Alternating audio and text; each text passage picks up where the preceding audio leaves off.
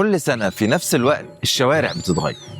الشوارع اللي كانت هادية وطبيعية بتقلب فجأة وبتبقى كلها مليانة زينة ونور وألوان.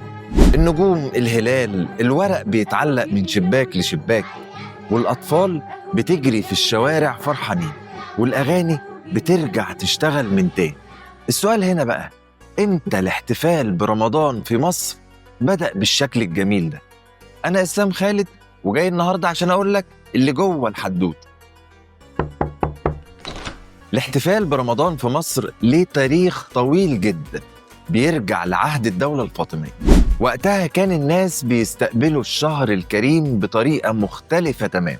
المدينة كلها بتفتح أبوابها طول الليل، وبتفضل الحواري والشوارع منورة، واللافتات بتكون مرفوعة في كل مكان عليها شعار الدولة واسم الحاكم، والمساجد بتتزين بالمسارج، والناس بتخرج تحت الأنوار دي في احتفالية بتستمر لحد السحور. والاحتفالات دي خدت شكل جديد لما الخليفة المعز لدين الله الفاطمي دخل القاهرة، واستقبلوا الناس بطريقة مبتكرة.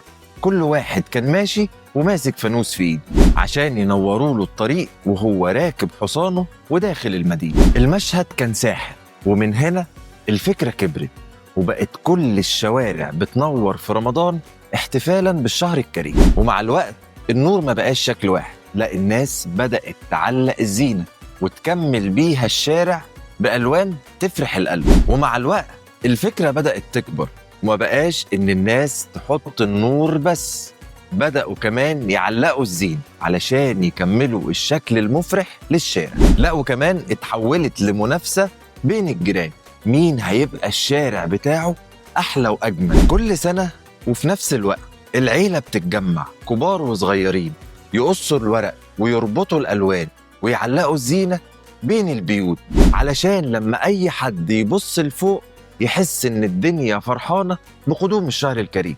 الفكرة هنا مش في الأنوار ولا في الزينة، الفكرة في الإحساس اللي بيجي معاها.